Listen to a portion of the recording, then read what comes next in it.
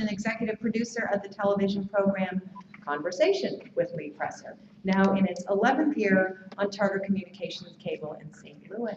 I have more to say, but you can come on. That's enough. That's enough. Welcome, Lee.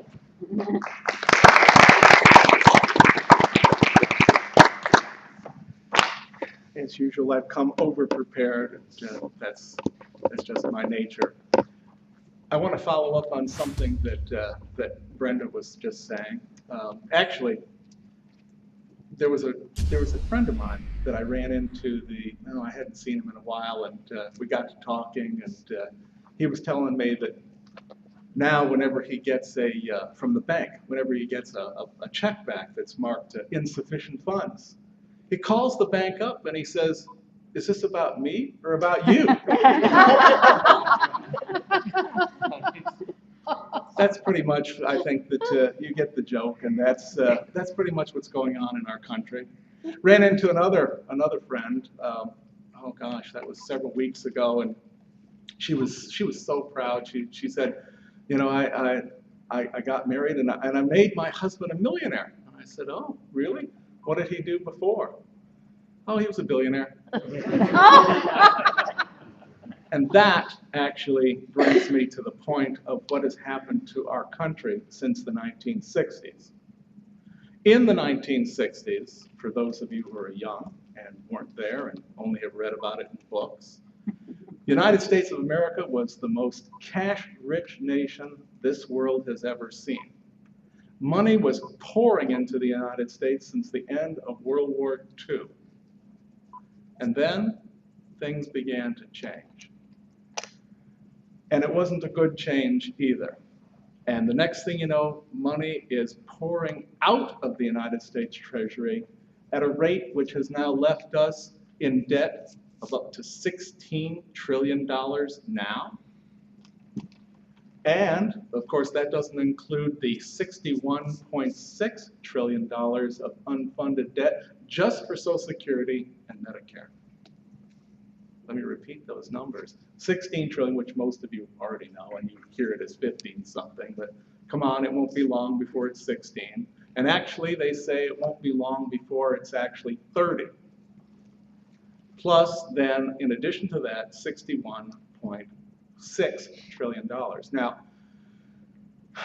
Everett Dirksen, who's a senator from Illinois years and years ago, an old man, or he's dead now, but I mean, he was an old man when I knew of him.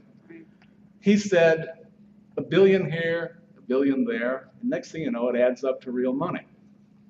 And that's when $1 billion was actually worth something. Not like today's billion that seems to go by, what, in just like a day or two? Considering what's going on in our country, money's just literally flowing out the door. But something else also happened, and I'm going to just take a little diversion again for the benefit of some of the younger people here. Something happened also in the 1960s that was not spoken about very often.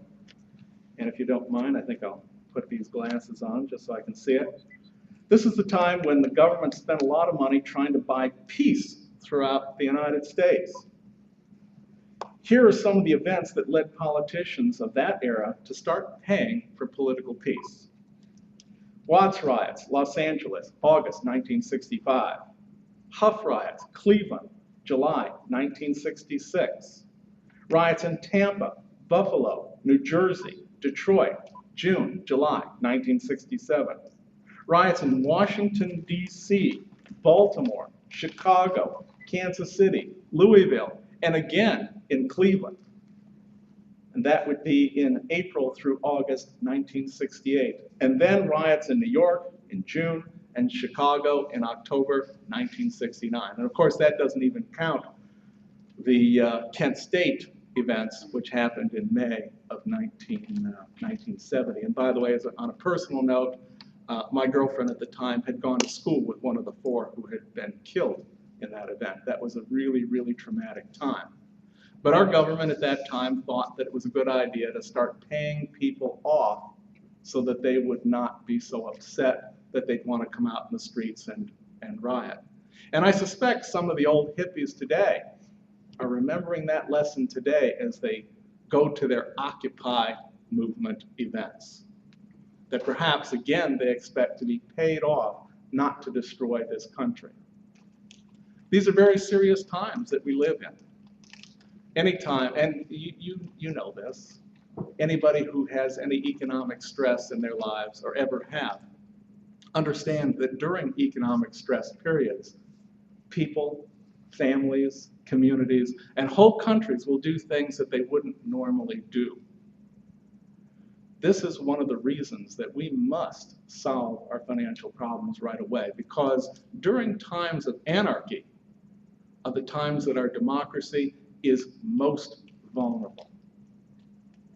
These times are here, they're now.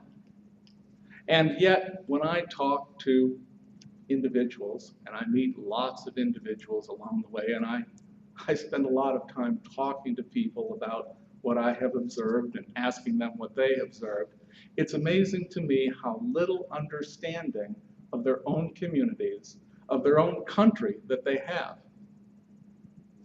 Organizations like this one, I believe, are helping to clarify those issues. And I would hope that you would support organizations like this, and like the Show Me Institute, and the other good conservative causes and organizations, the Tea Party.